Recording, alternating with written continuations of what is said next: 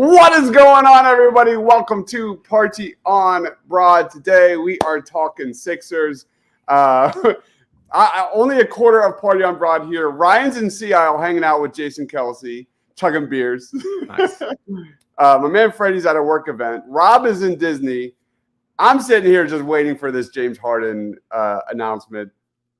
That's what we do here at Party on Broad. Joining me, I've got the best of the best from the Pick Swap Media and Fox 1025 The Gambler. He is Sean Bernard. Give him a follow on Twitter at Sean_Bernard. We're talking everything Sixers from Summer League, James Harden, Tobias, you name it. If you're watching us live, make sure to comment. What's going on, Sean?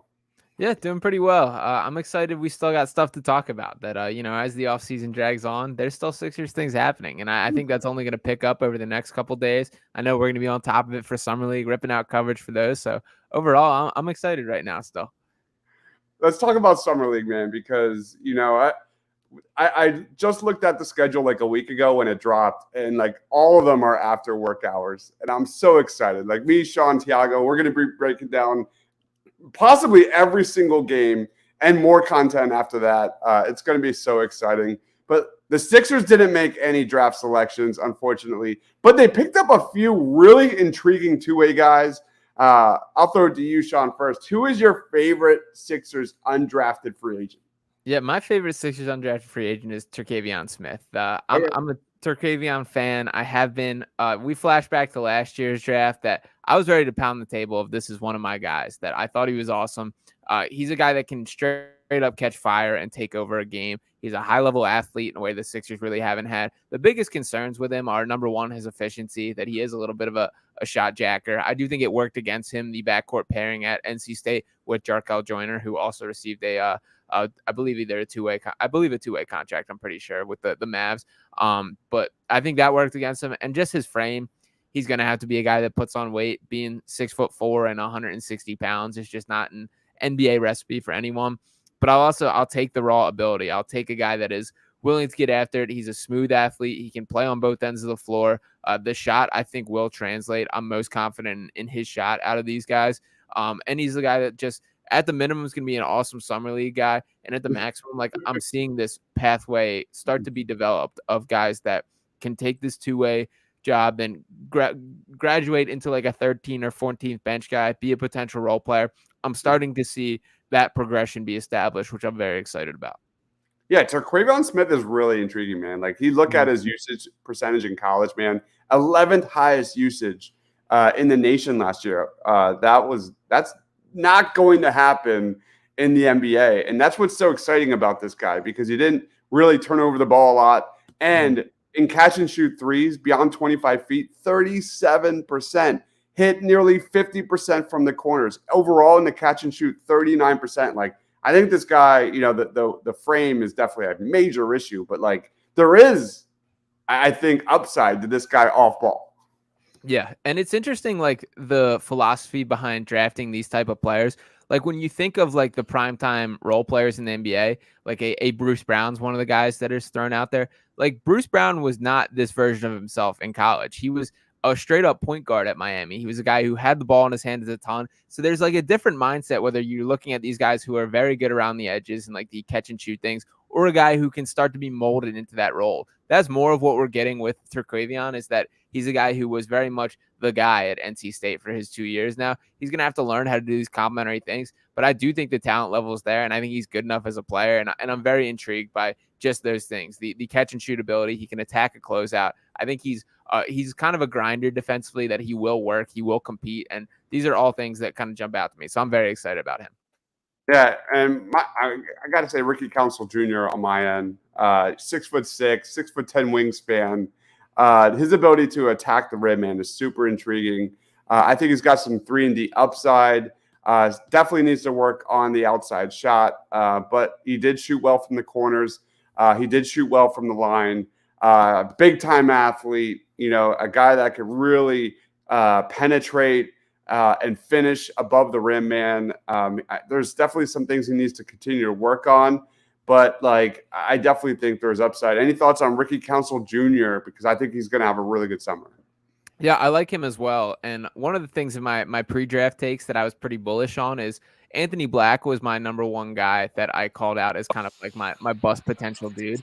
When I watched Arkansas this year, it was not Anthony Black or Nick Smith Jr., who were both first round picks. Anthony Black, sixth overall, that jumped out to me. It was Jordan Walsh and Ricky Council the fourth that kind of made my eyes pop. And Ricky Council was the leading scorer on that team. And I do think that those are things that shouldn't just be overlooked. I will say, like, the shooting efficiency, I do think that there's mechanical work that needs to be done, that the form is just not quite what it needs to be. But his numbers were better in the 2 years prior at Wichita State. He had a little bit of a down year this year. And when comparing like him to Terquavion, like Terquavion's like a smooth athlete, the way he kind of goes about, the way he can kind of glide through the lane, things like that.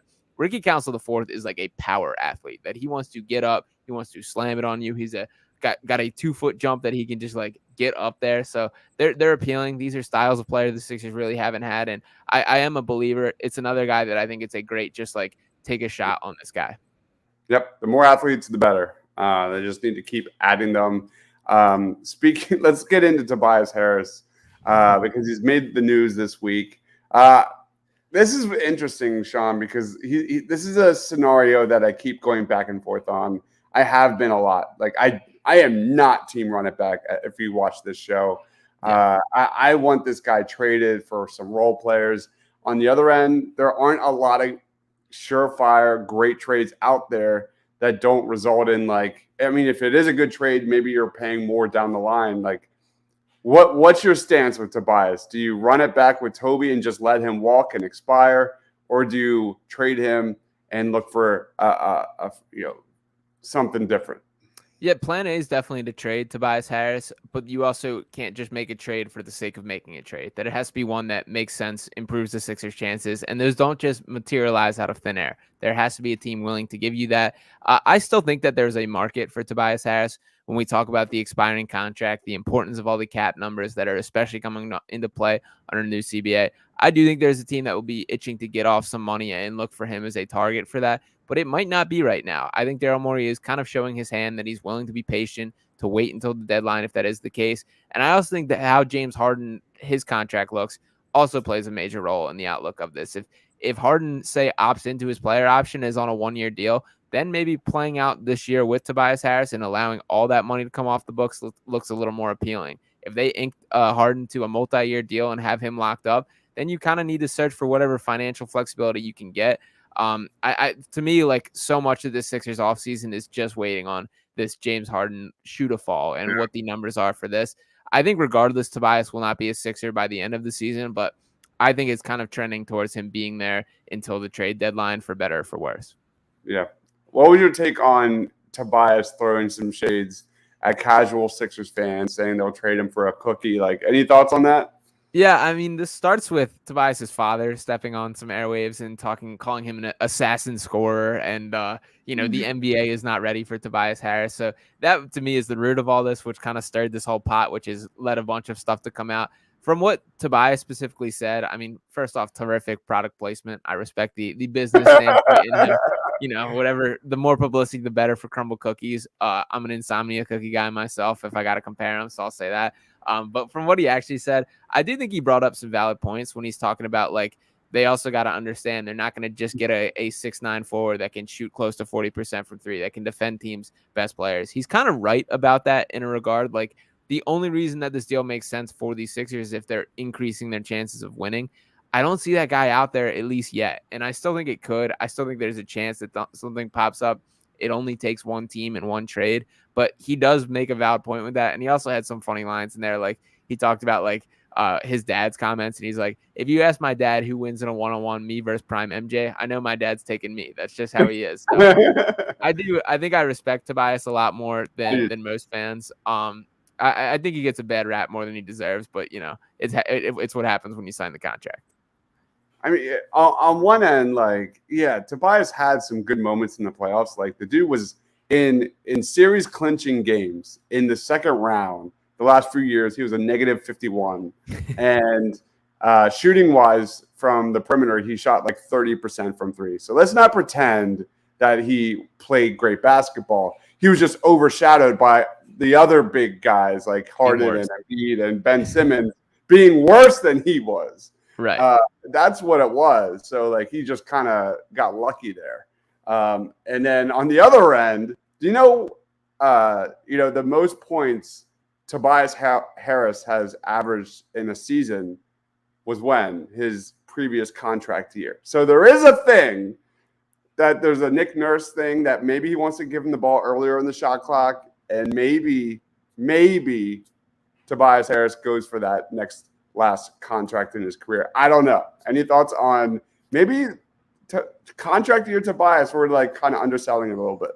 Yeah, I mean, I think his statistical regression was by design this year, that the Sixers needed him to do that. He had to be a fourth option. And also, in fairness to Tobias, like his role has drastically changed every season he's been here. We've seen him be the number 2 option for stretches when Ben Simmons was setting out. We've seen him be a guy who was responsible for creating his own shot, attacking in the mid-range, things like that. And we've seen him this season pretty much be regressed to a 3-and-D role player where his job is to sit in the corner. And that's what the team needed him to do. For the first half of the season, I thought he really got that and it clicked and it was the best version of him on the Sixers team. But I do think that there's more in the tank for what he needs or what he can do on the court, I should say. Yeah. Like, I think his best skills are not the around the edges 3-and-D stuff. It's not going one-on-one with a guy, spot up shooter. That's not Tobias Harris. I think in an ideal world, how he would play basketball, like he is, getting his little post up fadeaway shots and attacking, hitting tough twos. That's kind of what he likes to do. So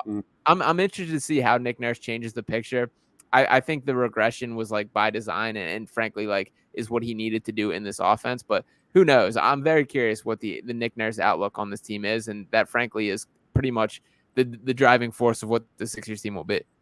It's everything. Apparently he met with James Harden. He was in sync with James Harden and everything that he presented to him regarding how to kind of optimize him in an offense, in a Sixers offense, how Tyrese Maxey fits in a Nick Nurse system, how he envisions Joel Embiid on the elbow. Like, there's so many things that I can't wait to see play out. But let's get into this. All right, I'll throw it to you first. And Sean, all right, let's start from 1 and go. No, let's go from 3 to 1. Is that cool? Okay. Yeah. We'll go 3 to 1. Top 3 reasons that the Sixers will exceed expectations in 2024, or way too early. There's so much roster construction. Well, there's not much they could really do, to be honest. There's not much wiggle room until we get that announcement, but you start off. So number 3 first? Number 3 first.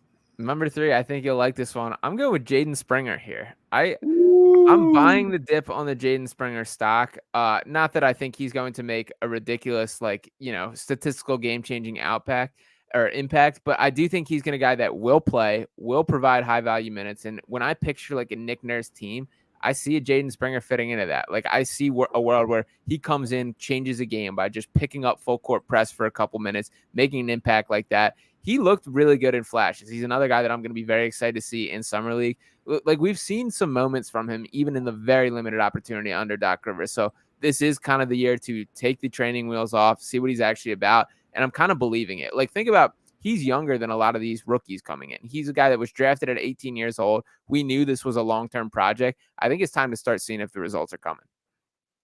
Yeah, I love that selection. I definitely have big expectations for him. Maybe too high. Hopefully they're not too high. We haven't heard if he's playing Summer League. I doubt it because he's in his 3rd year. I feel like they still might just because of the lack of opportunity, but it's uncommon. Yeah, he should. Yeah, he should. He definitely needs it. Again, you can disagree with this. I'll go number 2, Nick Nurse's creativity. Okay. and putting Embiid in better spots. Any thoughts on that? Yeah, I had that as my number one. That to me is Okay. pretty much going to define the season. And from all the run it back mentality that is being spread throughout the Sixers, like Daryl Morey's more or less saying that Doc Rivers was the biggest issue last year, and this is the solution to it. So I mean, we're gonna know, I think, somewhat quickly if that is all that was wrong or how things look from just how things look on the court. But I'm pretty optimistic that Nick Nurse is going to make more of a factor than a lot of people acknowledge. Mm-hmm. And then what's your number two? Tyrese Maxey's continued development. Yeah. That was my number one. Nice. Okay. Yeah, I think that's fair. That's the question, is like, how good can this guy get? And one of the bigger storylines that I'm looking to see, I know Nick Nurse in his initial press conference talked about like getting Tyrese Maxey in some decision-making roles as a playmaker. That's what I'm going to be really paying attention to this year is, can Tyrese Maxey start to become that true point guard, or is he just best as like a microwave scorer? There's value for both, but it does impact how you want to pair him, what the long-term outlook for him on this team is. And I'm just done putting ceilings on how good he can get. Like, he gets better every single year. He's awesome. I agree with that. Like, let's see how he does. Like, he didn't do a lot of handoffs. He didn't like shoot on the run, on the move a lot within the Sixers offense, but like, I think he can do it. Like, in a full offseason of working on those things, like in a DHO kind of game with Embiid, like there's definitely a Sixers verse that I think Maxey takes that next step in whatever role Nick Nurse envisions him in. So let's go to the other end. Top 3 reasons why they fail. Start at number 3 here. Number 1. There's a lot. Yeah, let's start at number 3. This one I have a less clear pecking order for how I feel about him. Number 3, I guess I want to sum it up as just like lack of assets, just like not enough that they can do to kind of, grow this team into the contender we want them to be. Like, as much as I want to sit here and complain about the lack of movement or things they haven't done, I don't like see that many routes of like what they should be doing differently. Like, even looking at the draft, like they had no picks there. We can't complain about the draft picks because they didn't have any. So I guess just not having the resources to grow this team in the way that it needs to be done. Yeah. There's, a lot of people are like, killing Daryl Morey, but like they just don't have options. Yeah. I mean, that's a lot of his fault as well. Not, trying to be on top of that, but I mean, he came in before Doc Rivers was hired, correct? So yeah. I give him the benefit of the doubt. Oh, go ahead. It was Doc, then Daryl. So yeah. So I give him the benefit of the doubt that I do believe him and Nick Nurse are kind of simpatico. I do think they're kind of on the same page for once in the franchise. It's been a while. What's your number 2? Number 2, I'm going to go with, I'm going to phrase this politely, is, can you win with a center as your main star? And I don't want to be the guy, the anti-Joel Embiid guy. I mean, I still love Joel. You ride or die with him. And I think defensively, I think Nurse is going to untap him even further. I think Nurse is kind of salivating at the idea of having like a defensive impact guy like Joel. I'm excited to see what that looks like. But if I wanted to be like looking on the other side of the coin, you definitely can make a case of Embiid coming up small in big moments, and that there are the postseason scars that are there. So I think some of this is schematic. Some of this is within Joel personally. I think the schematic changes that we will see, that it won't be just give it to Joel and figure it out, because that just does not work in a postseason setting. But can you still win with him as the guy? That's a huge one, man. How many times do we say that on the post-game shows? It's huge. Yeah, Nick Nurse needs – I'm so excited to see what Nick Nurse does with Embiid, because the same goes for James Harden. That he has to figure out a way to optimize their games, make them more efficient, get the ball moving. Like, did you see that tweet I had on the ISO offense from Doc Rivers? Yeah. Like, I'm so happy those days are gone, because that was a painful video to me. But that's a valid question. A really valid question. Quentin says fail, Harden resigns, but they don't play well. And I think, that kind of goes into yours as well a little bit, because you're looking at Harden and Embiid, a significant portion of the cap space being built around mentally soft players that kind of shrivel up when it matters. And that's definitely a big one. What's your number 1? Number one, I'm going to put James Harden playing his way. This is, of course, assuming that James Harden's back, which I think all signs are pointing to at this point.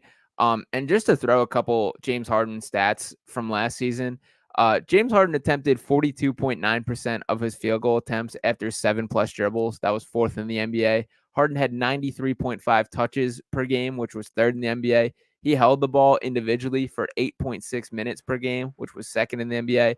And 30.3% of his offensive plays resulted in isolation, which led the NBA. I don't see a world where you can win like that. And from the leaks from Harden's camp of not getting to play his way, things like that, I think he only wants to feed further into that.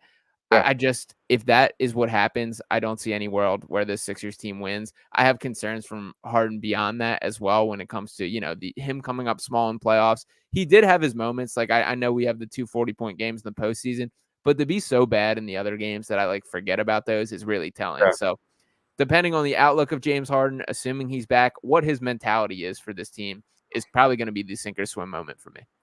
Yeah. And Legs killed it on an interview, what was it, Yeah. a day or two ago when he said, and we talked about it a lot during the post-game shows as well. Like when James Harden is off, man, he's so bad. Like he was the reason.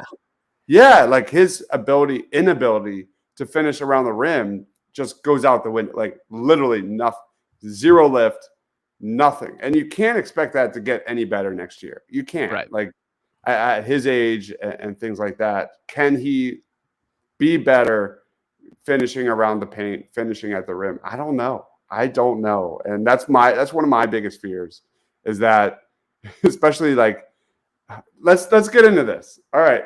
What contract are you looking for James Harden this year? Because he's coming back. I think that's basically a lock right now. Yeah, I think it is a lot. So I'll tell you, if I am Daryl Morey and I'm sitting in the room right now, my approach to James Harden and my sell would be, look, you have a $36.5 million player option for next year. That is our offer. If you want to come back, it is with that. Now, granted, I don't expect that to be how things happen, but that's how I would do it. I think it's most likely we're looking at a 2+1 deal, which is still a long time to me. I think he's going to get more than that $36 million a year, which is also crazy to me. I don't like that as the numbers. I don't feel good about it, but that's just kind of how I see things going. Yeah, I don't think they have really any alternative. Right. I get nervous about Harden after 2 years. I think the 2-year window with Embiid is it. Like if you can figure out a way to get Harden on a one-on-one, I mean, that would be amazing. That would be give him a lot of money and do a one-on-one or something along those lines. That would be the best bet. Obviously, we talked on this show a lot. I think it's going to be 3 years, and probably they're working on that 4th year, whether it's a team option, player option, what have you. Maybe that those years go, the salary goes down while that contract progresses. But I think Embiid's window is 2 years. I think there is a Sixers verse where the Sixers are terrible next year, and they're like, oh my gosh, I think there is something they trade Tobias this offseason. Harden gets hurt. I think they don't have the talent. So I think there is a verse where maybe Joel Embiid does request a trade next offseason, and they need to make a move. And then you got James Harden on the books, and who's gonna he's already a player that clearly nobody wants. Sean, it feels like the Sixers are outbidding themselves. Yeah, that's also what I get confused on too. I get all the relationship side of things, him and Daryl, blah blah blah, whatever. But you can't just be bidding against yourself. Realistically, what offers are the Sixers competing with? If you throw a 3-year, $60 million offer, $20 million a season, is there another team around the NBA that's offering more than that? Because I'm really not sure that there is. So I really still believe that Houston was just used to drive up this price. It has never made sense to me why that made sense from Houston's perspective to want him there. I get it from Harden, but I call his bluff a little bit, lowball him a little bit. And I don't know. I don't expect it to happen. I feel like Daryl feels like he owes it to this guy a little bit, and that there is that relationship there. But yeah, I don't get it. It feels, and it should be telling also that there isn't that kind of those offers out there. Yeah, there was probably a handshake last summer. Definitely. Because he signed for what, 10 million less around there. But yeah, I agree. This is a business, man. Right. Like the Sixers aren't in any position to like overcommit on things, especially with Harden. I never believed the Rockets stuff. Never, not for a second. And man, if they can get that one-on-one deal, that's the only real scenario where I'm okay with this. I'm actually not a Harden guy. I would let him walk, and I would accept taking a step or two back next year, moving forward. That's just my take. I know I'm in the minority, but for me, it's Maxi, and Maxi, and that's how I would roll next year. Mm-hmm. Yeah, I've become less and less of a Harden guy as he's been around longer and longer. I don't think there's a world where the Sixers win as with Harden as their second best player. Now, is Maxey able to eclipse that, to leap him in the pecking order and be that guy that they need? Maybe. We're still asking a lot of him at this point in his career trajectory. So I don't feel like great about that option either, but it's kind of what they need to happen. I don't know. I just it blows my mind the amount of people seemingly like optimistic of we can get even that same version of James Harden next year. Like I think we've seen James Harden play his best basketball and it is in the rear view. We're never going to. I don't feel good about him being able to replicate those 40-point performances. I really see no chance of that happening. So to me, like I guess he kind of gave it what he's got last year. I guess I'll give him that, even though he did fold when it mattered most. But I don't feel like confident that we can rely on that year in and year out. I agree. Yeah, it's definitely. It's a tough one, man. It's really tough. Was that the best James Harden in the Sixers uniform we might have seen? That's a really interesting question. I don't think I've ever thought about that because he was awesome in the regular season, of course. Mm-hmm. Man, yeah, it's hard that like his lowest of the lows, like to me, outweigh the highest of the highs. Like in a perfect world, when he is playing his best basketball, he's exactly what the Sixers need as a complementary piece, being able to run the offense, score, do all these things. But then there's the nights where he just doesn't happen and you simply can't win with that version of him. Like he's turning the ball over, he's shooting poor shots, he's not able to get any left. And like that happens far too often for you to be able to count on him to the level that he wants and expects to be counted on. And let's be honest, it's now like a pattern. It's now a pattern that we've known and seen over and over and over again from Embiid and Harden in the playoffs. So yeah, it's all on Nick Nurse, man. It's that you're right. The Nick Nurse factor. Can he find a way to get these two to kind of buy into these new roles? Because what's happening right now, it's not working, man. That basically wraps it up. Any final takes on the top three reasons for both here? No, I think that I like how these lists came out now that I'm looking at them too. I'm just very excited to. I want to get this Harden thing just locked up so we can kind of move on and have a mindset from there. That's where the puzzle starts to come together. There still needs to be some moves, like even the bargain bin free agents. Like you got to bring me some playable guys. There's got to be something to get me excited about because right now there's not a lot. So I guess summer league, like we got our two-way guys. That's something, but give me some playable players that I believe that we can see in a playoff rotation. Yeah, my final take goes to the top three reasons why they fail, especially number 2 and number 3. Whether James Harden returns or not, the excuses are over for Joel Embiid. And I think number 3 ties into number 2 because we went over a Joel Embiid trade show. And I think that's the elephant in the room, man. They do not have assets. The Sixers cannot trade a pick until 2029, first-round pick.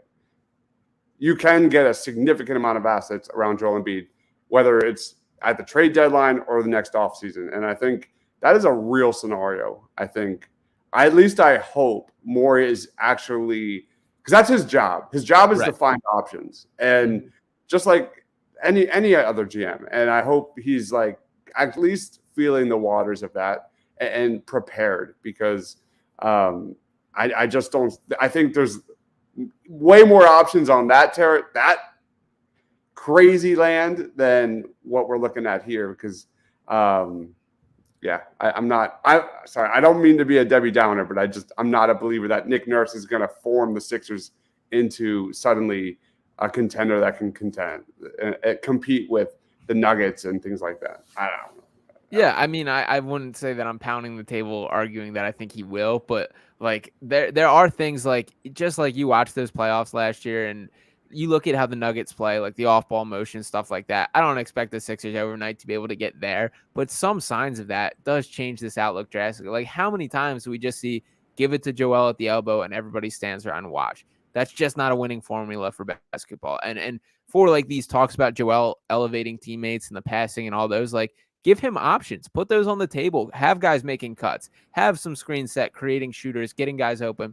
If we start to see some of that, like if I can start to see some of that on the floor, I can start to buy in a little bit, but that's still a tall ask. Like there's no guarantees that is the case. My only like concern, just to play devil's advocate, is it took a while for the Nuggets to figure it out. Yeah. Nick Nurse has like 1 or 2 years, yeah. essentially.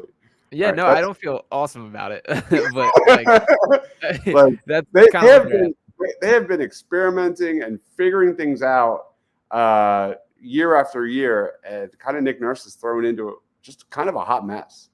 So we'll see what happens. He did win a championship his first year in Toronto. Yeah, that's fair. That's fair. Mm-hmm. All right, man. What do you got going on at Pick Swap Media, dude? Yeah, got a new Pick Swap podcast episode dropping at 7, so you can check that out. A little more in depth on the Tobias Harris stuff, two-way guys, things like that.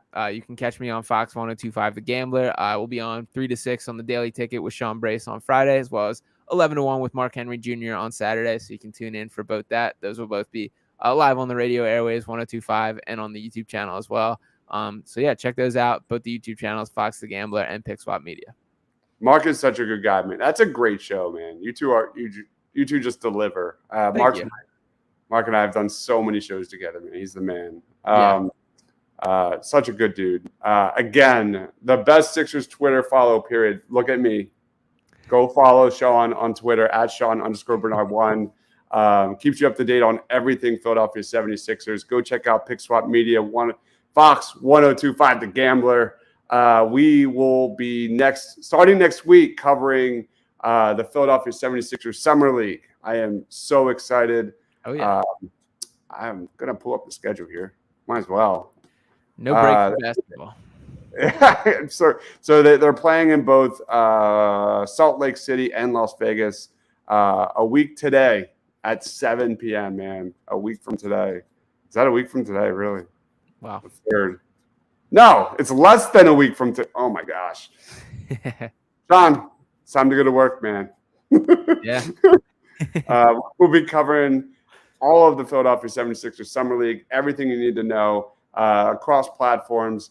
Again, Pick Swap Media at Sean_Bernard1. I am Dives. For Sean, for myself, stay awesome, everyone.